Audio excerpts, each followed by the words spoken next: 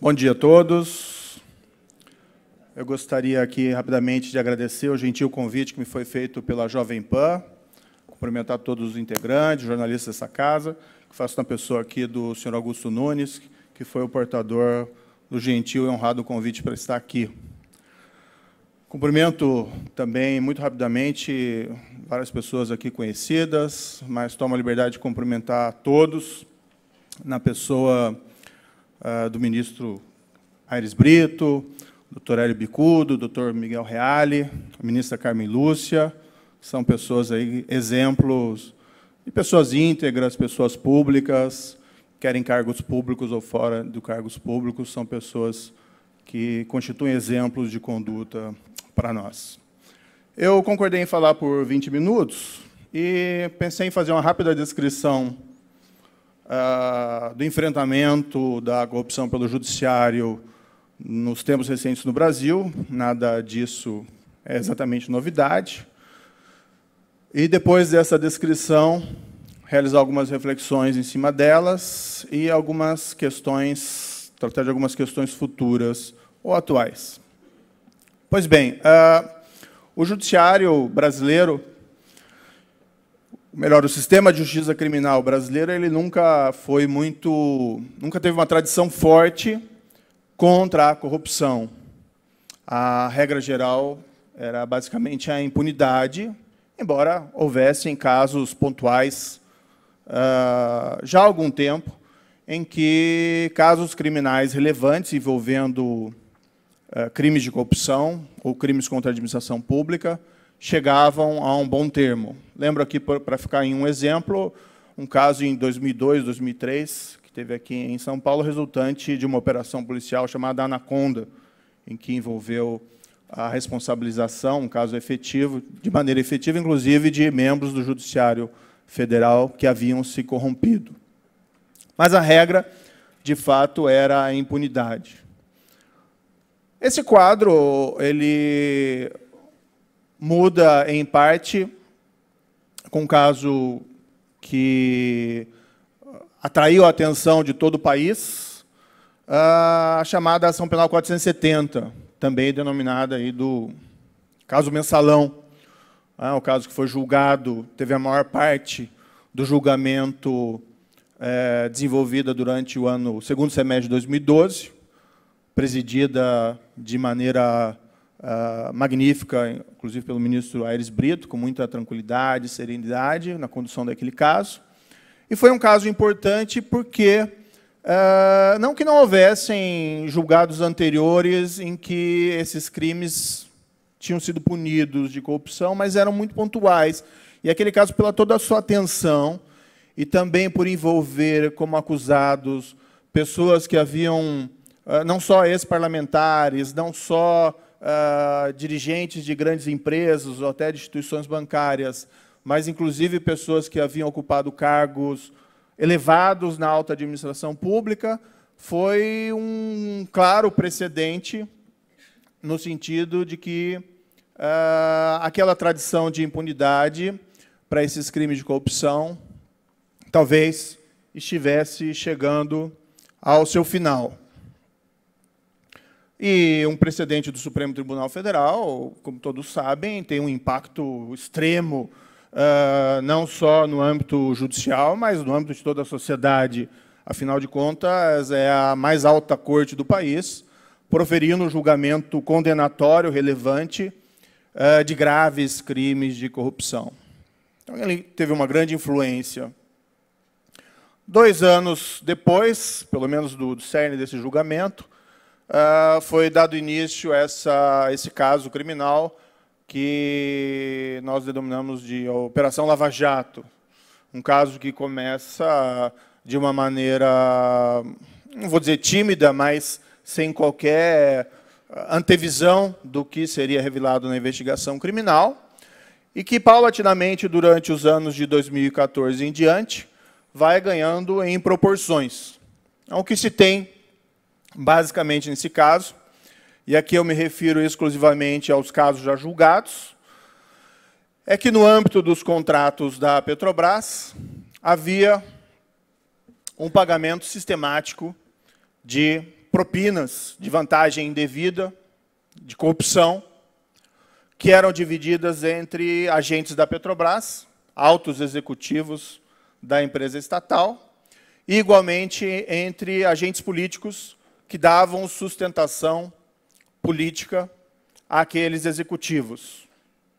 E o aspecto mais assustador das revelações desse caso é exatamente esse caráter sistemático. Não poucas pessoas ouvidas em juízo, como testemunhas, se referiam ao fato de que a corrupção era a regra do jogo, ou seja, não era uma exceção, era uma prática sistemática. E os números falam por si. A Petrobras, no início, não reconhecia nenhum problema de governança em seus contratos, mas, paulatinamente, teve que mudar a sua posição. E, naquele famoso balanço de 2015, reconheceu perdas contábeis com a corrupção de 6 bilhões de reais. Bilhões. Uma estimativa. O número pode ser menor, pode ser maior. Vamos supor que seja metade, 3 bilhões de reais em propinas, é indicativo da dimensão daquelas práticas corruptas. Não há condições aqui de entrar em detalhes sobre todos os aspectos do caso, mas alguns resultados, e baseados, novamente, somente nos casos já julgados. 4 diretores da Petrobras condenados criminalmente, todos os 4 titulares de contas secretas no exterior que tinham milhões de reais, milhões de euros, milhões de dólares, executivos também do segundo escalão, gerentes condenados, alguns também com essas contas, com saldos milionários no exterior. 10 ex-parlamentares federais condenados criminalmente, sendo que tanto os diretores da Petrobras, aqueles 4, como 8 desses ex-parlamentares, condenados e cumprindo já termos de prisão. Uma recuperação de ativos significativa, um gerente da Petrobras, que culminou por fazer um acordo de colaboração, retornou aos cofres públicos, somente ele, cerca de 98 milhões de dólares. E um aspecto importante desse caso foi também que houve processos efetivos, e vários já julgados, contra não só aqueles que receberam os benefícios da vantagem indevida, mas contra os corruptores, aqueles que pagavam a vantagem indevida. Então, dezenas de dirigentes de grandes empreiteiras, fornecedoras da Petrobras, foram processados. Parte deles foram considerados culpados, foram condenados, parte deles foram presas e parte deles respondem aí a termos de prisão.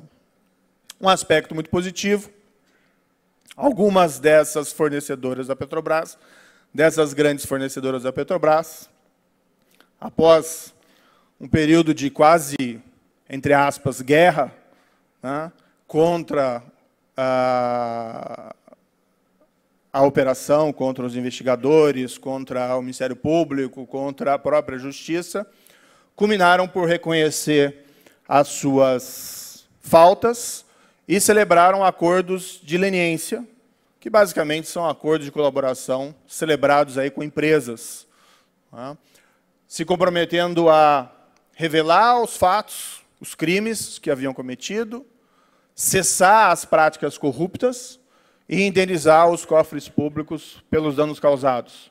Então, existem acordos envolvendo compromissos de pagamento de 1 bilhão de reais, ou de 3 bilhões e tanto de dólares, valores muito significativos. E, sempre com uma expectativa, e espero que isso se confirme, que esse compromisso de cessar as práticas corruptas seja realmente efetivo, porque aí se afasta, né, do meio da administração pública uma fonte relevante de corrupção, pelo menos dentro da história do Brasil. De fato, né, alguns dos resultados dessa assim chamada Operação Lava Jato encontram poucos paralelos no passado do Brasil. E, na minha opinião, representam, em que pese os fatos revelados nessa investigação sejam vergonhosos, representam, pelo menos, de que as instituições brasileiras estão agindo, estão funcionando, e o Brasil está dando passos firmes no enfrentamento da corrupção. A corrupção sempre vai existir. O ser humano é um amálgama aí de vícios e virtudes, e sempre vão existir aqueles que se corrompem, fora talvez dentro de utopias. Mas essa corrupção, como a regra do jogo, como uma prática automática, como uma prática consentida, ela é algo que realmente deve ser enfrentado e é algo que é merecedor de grande preocupação. Isso afeta a qualidade da nossa economia, diminui a produtividade da nossa economia e afeta principalmente a qualidade da nossa democracia. As pessoas passam a perder fé no sistema democrático quando veem que a trapaça é a regra e que essa trapaça permanece impune. Então, o fim da impunidade para esses crimes de corrupção e o fim dessa corrupção sistêmica é algo que todo país deve almejar. Um problema, no entanto, e isso eu tenho falado com frequência, espero que não mal interpretado, mas é que essa atuação no Brasil contra a corrupção tem sido uma ação quase que exclusivamente daquilo que nós poderíamos chamar do sistema de justiça criminal. A polícia, Ministério Público e Judiciário. A ilustrar os exemplos que eu acabei de colocar. Ação Penal 470, foco no Supremo Tribunal Federal, e, evidentemente, sem tirar o mérito das outras instituições envolvidas na investigação, a polícia ou na persecução, o Ministério Público e os eventuais órgãos auxiliares. E, no caso dessa chamada Operação Lava Jato, o Judiciário Federal e essas instituições à sua volta. Tinha uma grande expectativa de que a dimensão desse caso provocasse uma reação concetânea por parte de outras instituições, especialmente das instituições representativas, basicamente do Congresso e do Poder Executivo. Mas, sinceramente, muito pouca coisa tem sido feito nessa área. Era o momento, o Ministério Público Federal tentou se aproveitar desse momento, num sentido positivo, apresentando aquela proposta das 10 medidas, né, contra a corrupção. Eventualmente, pode-se ter discordância em relação a algumas daquelas medidas, isso é normal dentro do debate do regime democrático, mas era um momento de aprimoramento da nossa estrutura legislativa, não só, vamos dizer, para tornar a justiça criminal mais efetiva em relação a esse crime. É essencialmente importante mudanças mais gerais que diminuam incentivos e oportunidades para a corrupção. Ou seja, evitar que o problema seja tratado apenas no seu aspecto patológico de processo criminal e condenação criminal e justiça criminal e diminuir as oportunidades para essas práticas corruptas. As principais mudanças nessa linha, isso é extremamente interessante, vieram não das instituições representativas, mas vieram também do Judiciário, especificamente do Supremo Tribunal Federal, e mudanças não relacionadas a casos julgados criminais específicos, mas o Supremo Tribunal Federal, utilizando o seu poder de revisão judicial de constitucionalidade, proferiu algumas decisões relevantes que, de certa maneira não, de uma forma muito incisiva, contribuem para esse esforço anticorrupção.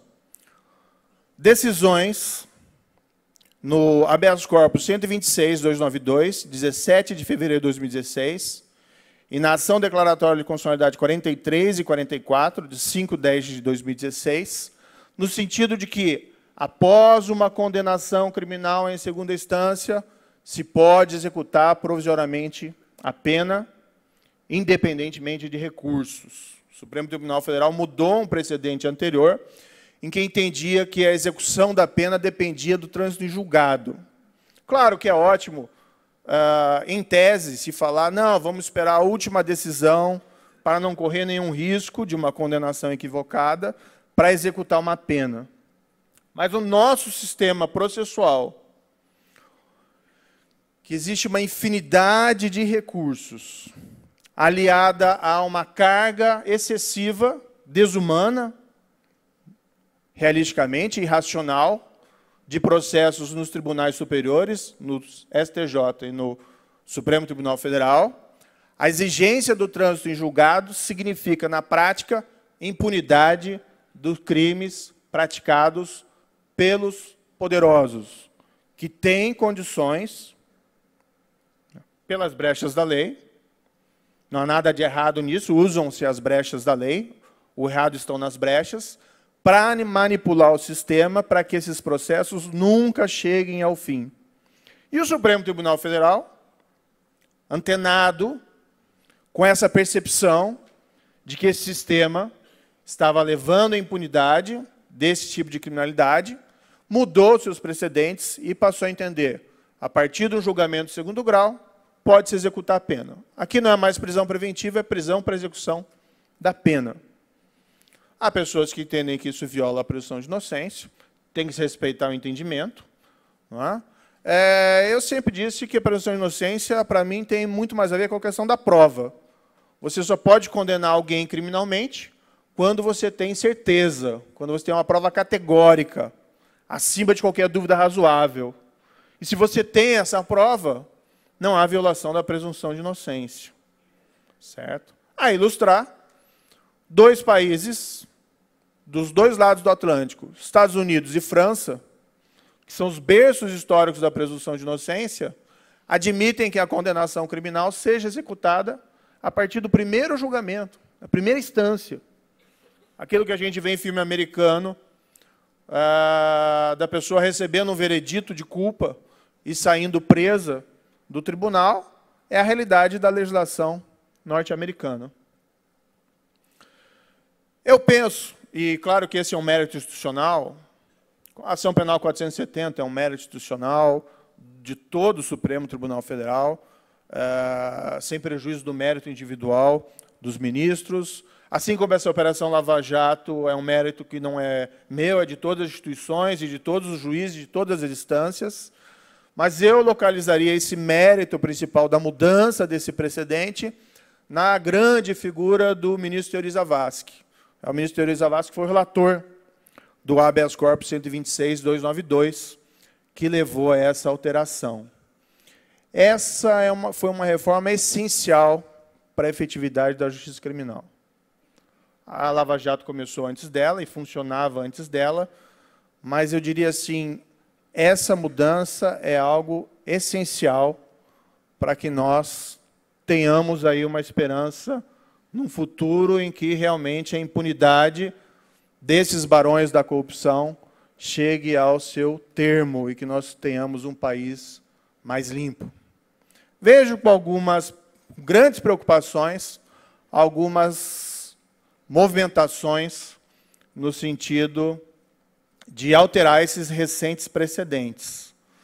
Tenho grande esperança que a atual composição do Supremo Tribunal Federal, e vejam, são decisões recentes, de 2016, e representam, a meu ver, o grande legado do ministro Teori Zavascki, que não se revertam esses precedentes, porque realmente seria algo desastroso para a efetividade da justiça criminal. Nós retornaríamos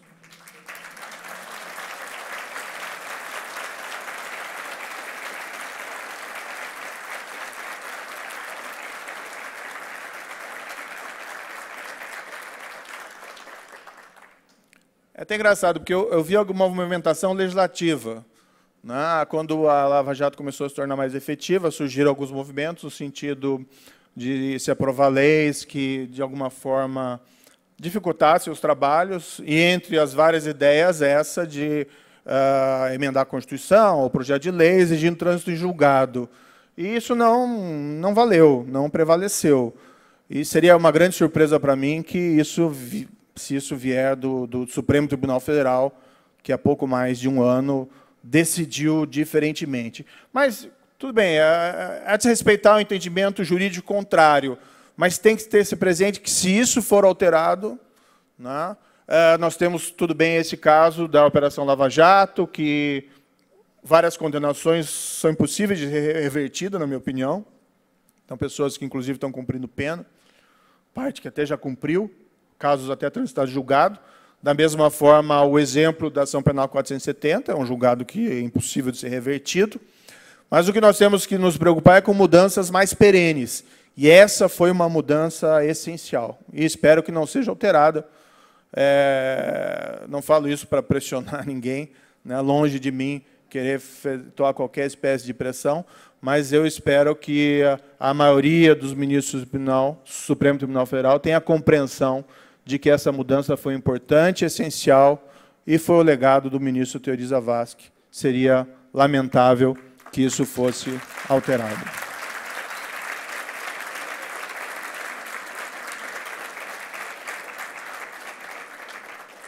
No tempo adicional, seguindo para o final aqui, mas vai ter tempo para as perguntas ainda, eu peço escusas aí. Pode falar à vontade, doutor. Não. Aí é um perigo, né? Aí é um perigo.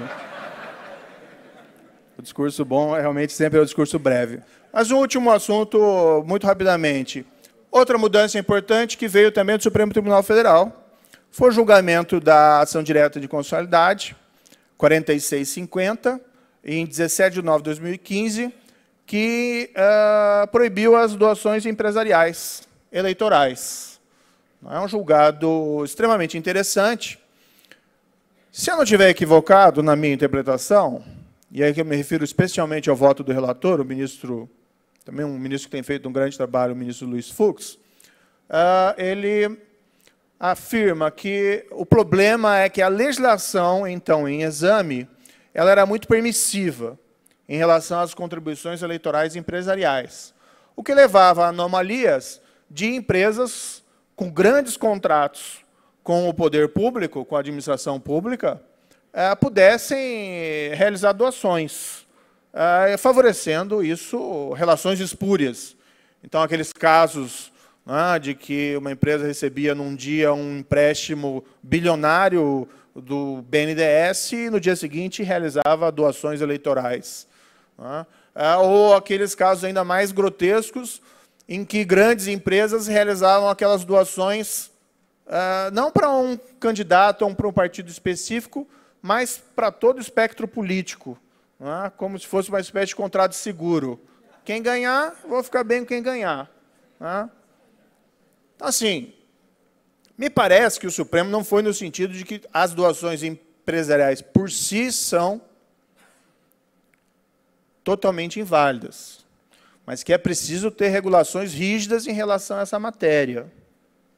De todo modo, esse julgado foi importante, porque realmente aquela legislação permissiva permitia relações espúrias entre políticos e empresários.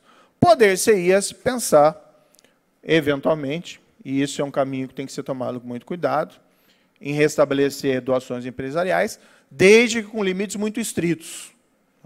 Então, não pode, por exemplo, empresa contratante do poder público fazer doações. Parece uma questão muito óbvia.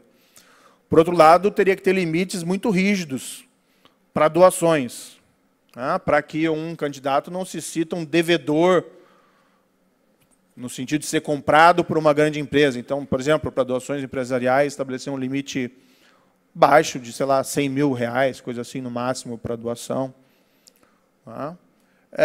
Eu digo isso porque a democracia de massa é uma democracia que tem um custo. As campanhas têm um custo.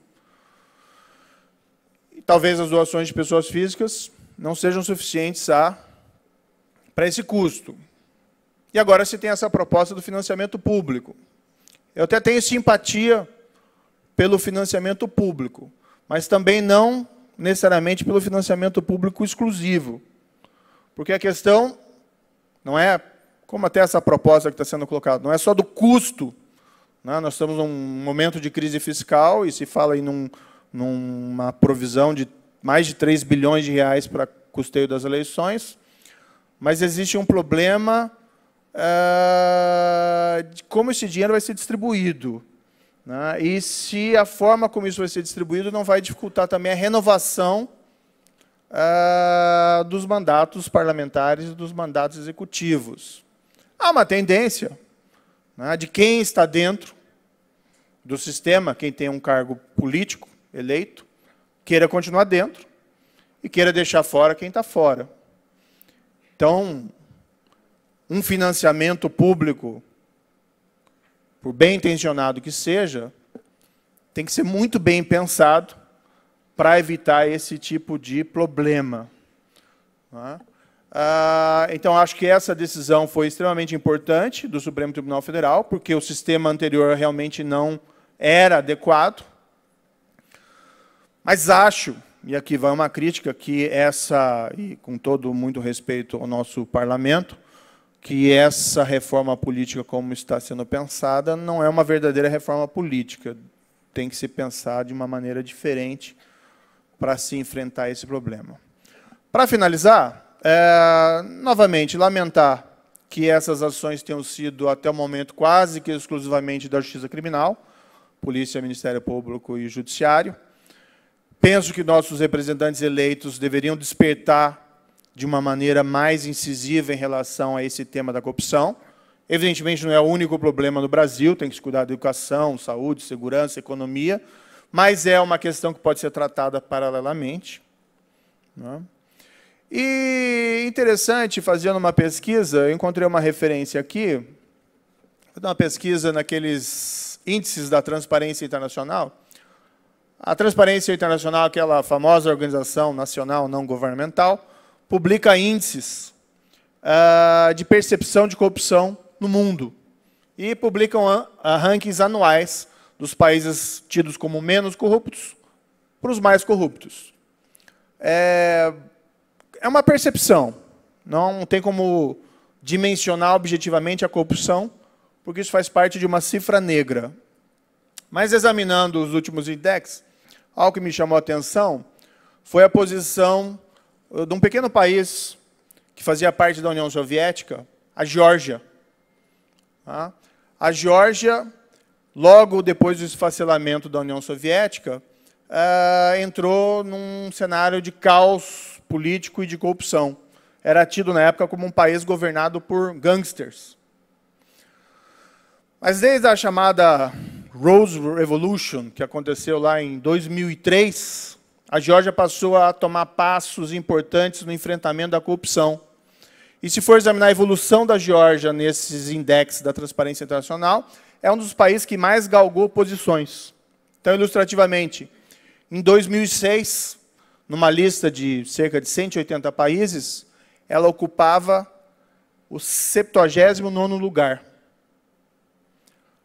Na lista que saiu em 2016, a Geórgia está no 44º lugar. Então, galgou aí 30 posições num período de 10 anos. E aquilo que era tido como um país irremediável de gangsters, hoje é tido como um país, não que não tenha os seus problemas, né, mas um país que não mais vivencia aquele quadro de corrupção sistêmica. E, por coincidência, o Brasil, em 2016, está na 79ª posição. Mesma posição que estava a Geórgia em 2006. Quem sabe daqui a 10 anos, mas para isso vai precisar de vontade política. E essa vontade política não pode vir exclusivamente do sistema de justiça criminal. Quem sabe podemos estar na 44ª posição, ou até melhor. Essa é a esperança.